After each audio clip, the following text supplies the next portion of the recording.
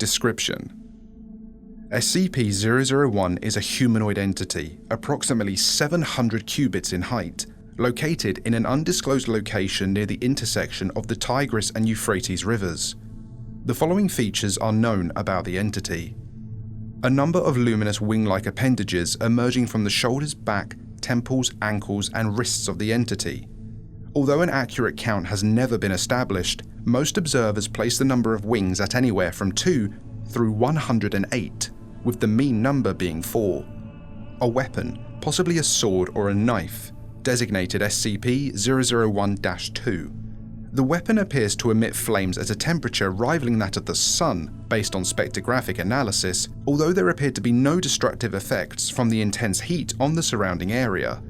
Any entity that approaches within 1 kilometer of SCP-001 is immediately struck by the weapon and obliterated from existence. Any and all hostile action taken towards SCP-001 have resulted in the annihilation of the attacker, regardless of range. See Incident Report regarding the Indian Ocean Submarine Missile Experiment, December 26, 2004. SCP-001 appears to be standing with its head bowed in a gesture of supplication, with SCP-001-2 held in both hands point down in front of it. Since originally recorded by the founder over years ago, SCP-001 has not deviated from its stance.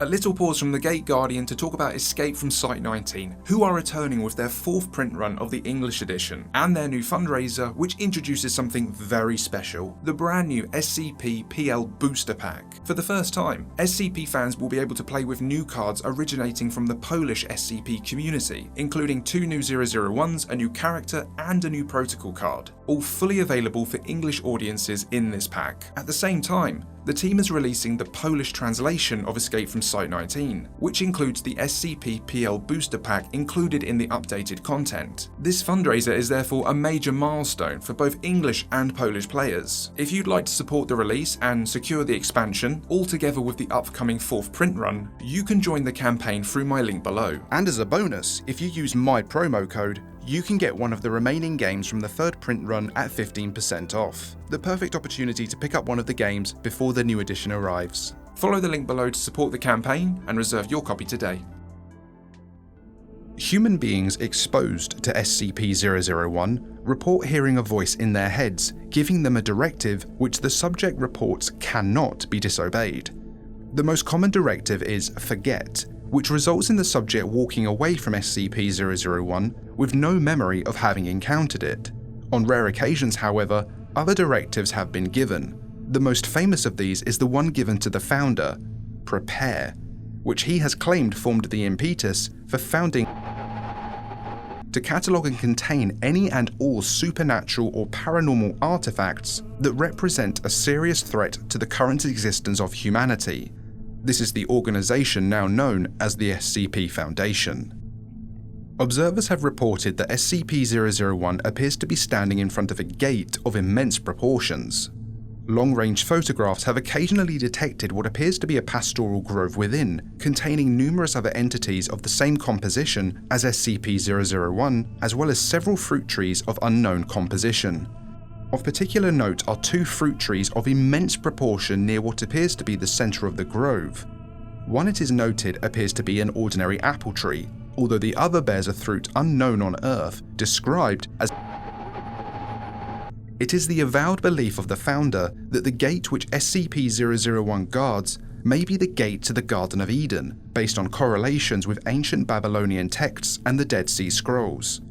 In which case, one can deduce that the entity known as SCP-001 may be the Angel Uriel. Special Containment Procedures.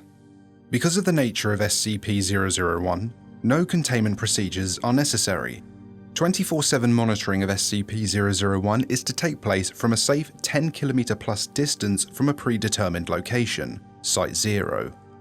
The location of Site 0 is known only to the current SCP administrator and the single Overseer level agent of Abrahamic Faith, 0514, assigned to monitor SCP-001 from Site 0. Said agent is authorized to take any action necessary should SCP-001 become active, and is required to immediately alert the administrator and all other overseer-level agents should SCP-001 show any change in behavior, as this may constitute the beginning of a Patmos XK class end-of-the-world scenario. Should SCP-001 become active in any way, personnel are required to immediately consult the Patmos series of emergency orders. Decoding algorithms for emergency order Patmos are to be maintained on-site at Site-0 in the possession of the designated observer, and are to be transmitted to SCP Foundation offices only in the event of SCP-001 becoming active. Foundation personnel with vital roles in one or more variants of Emergency Procedure Patmos are to be advised to take the following precautions. To maintain good relations with one or more organized Abrahamic faiths. To maintain on hand a supply of the following: holy water, a rosary, crucifix, cross, prayer rug, or other symbol blessed by an Abrahamic cleric of bishop or equivalent higher rank, a copy of Abrahamic scriptures such as the Bible or Quran, and standard emergency supplies in mobile form, such as a bug-out bag. In case of a pre-millennial rapture scenario, all vital personnel are to designate a secondary operative of non-Abrahamic faith. Said secondary operative is to be informed of the location of the primary designate's copy of Emergency Procedure Patmos and Memetic Kill Agent Inoculant, and is to be kept on ready status to take over the primary duties as necessary. And finally, to maintain familiarity with all other SCPs involved in possible Patmos XK class end-of-the-world scenarios. Addendum 001-A Experimentation regarding SCP-001-2's effective kill range. Experiment Alpha. 1 Class D personnel instructed to approach SCP-001 as closely as possible on foot. Result: upon making visual contact with SCP-001, the subject is ordered to leave. The subject immediately turns away from the entity and walks away. Despite repeated orders to continue the experiment, the Class D personnel refuses to obey and is terminated. Upon termination of the Class D personnel, all research staff involved are immediately obliterated by an unknown force, presumably SCP-001-2. Experiment Bravo. 1 remote-operated research robot guided to approach SCP-001 from the ground.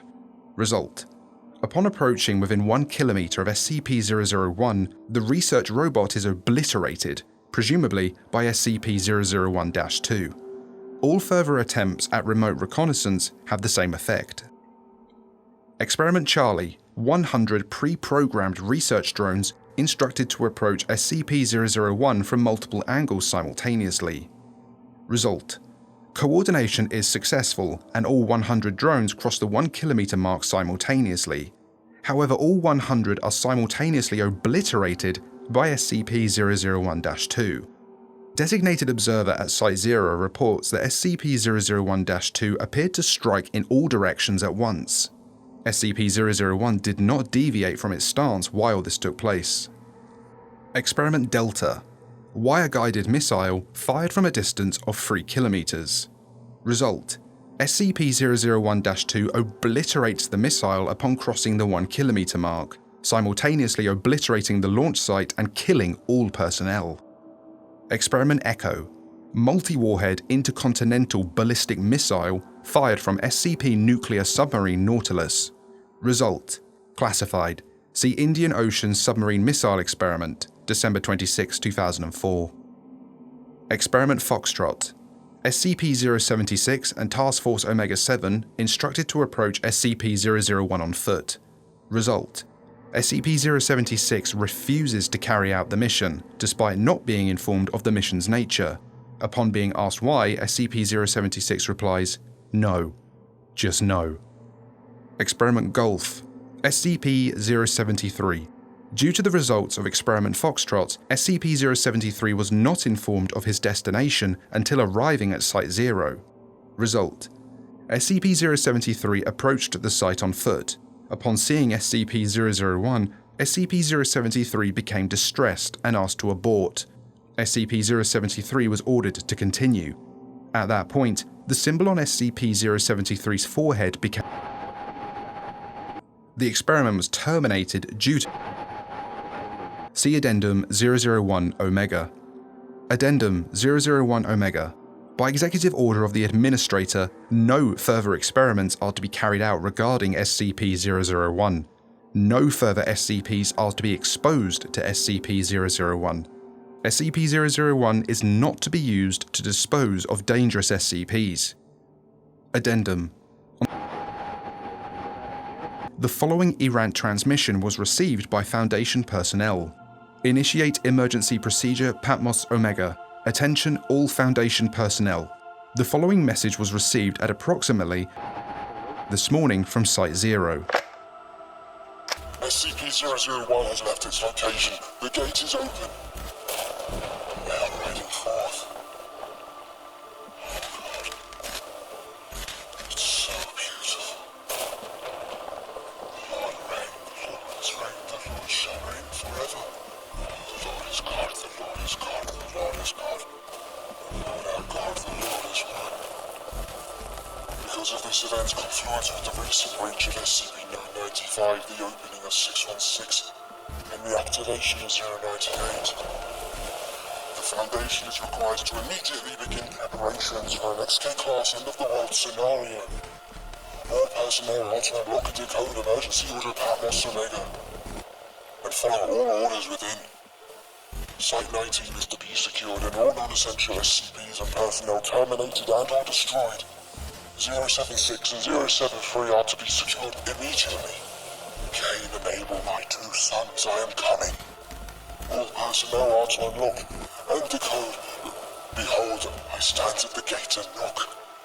A new heaven and a new earth, and the fruit of... Upon contacting Site-0, 0514 responded that no such message had been sent from his location, and that SCP-001 remained inert. The transmission was initially determined to be a hoax. However, close examination of the transmission reveals a timestamp dated years in the future. It is theorized that... You can send me a tip on Ko-Fi to support the channel and check out this video for another great story. Massive thanks to Jade for making the art for this video, her links are below. Big up the patrons and channel members, and special thanks to Zahex, Viger and Andre Bachert.